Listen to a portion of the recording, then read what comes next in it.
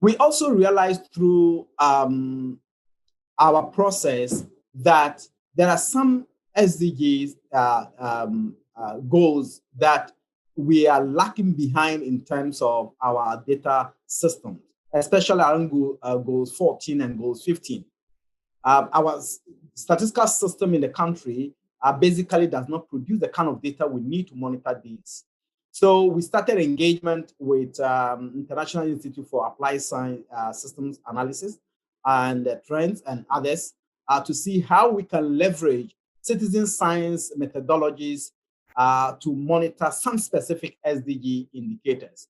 As also working with the line ministries who have the mandate around these indicators, we agree that it would be appropriate to monitor SDG indicator 14.1.1b and then 15.4.2 using citizen science methodologies. So we are at the moment work with the stakeholders involved. We have identified the areas that we're working in, and there's a general buy-in across the National Statistical System, especially within the National Statistical Office, to pilot this. And once we're able to pilot this, and we see that they are very useful, then we can scale up to cover the entire country, and especially areas that our traditional data systems are unable to provide us the needed data. Next slide, please. So largely, we see that this provides a great opportunity for national statistical offices. And so in reviewing our national statistical law in 2019, we gave the greater mandate to the National Statistical Office to explore the use of non-traditional data sources to augment our official statistics and system. We are also at the same time working on data quality assurance framework, because obviously these cannot come in to replace our traditional data systems, but there should be a way of quality assuring these data as we begin to bring them into the fold of official statistics. And we realize that once we are able to proactively do this, it will be able to help the national statistical system to get the necessary resources from the political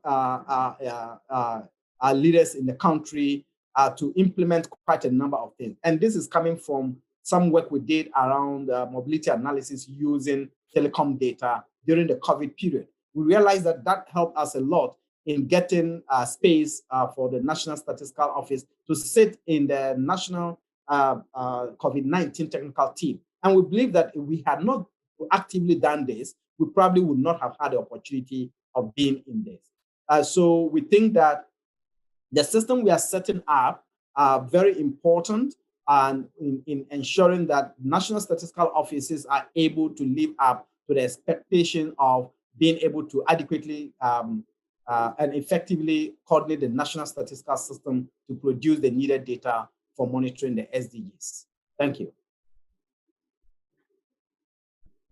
Thank you so much, Omar, for those brilliant remarks. And so great to see Ghana sort of leading the charge, or leading the way amongst the international statistical community to try and make a really conducive environment for broader forms of monitoring, including citizen science.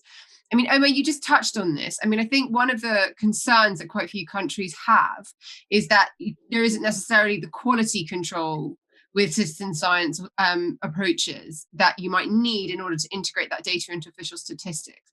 How do you kind of overcome that within Ghana? You mentioned your quality assurance frameworks. Any other sort of tips for other national statistical offices? Yeah, I think that is a very valid concern, and coming from statistics, national statistical offices, quality is one of the key things that we always look out for.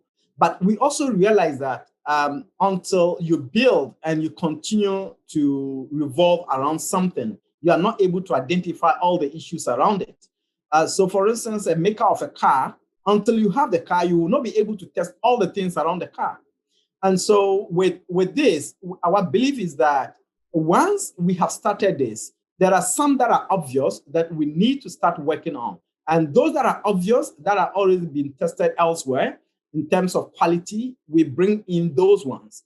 But there are others that we may not be able to identify at these early stages, but it's very important that, and then we continuously improve on it. And so the quality assurance framework we are developing is one of the things that we're seeking to use to identify some areas that we need to pay attention to in terms of quality of these processes.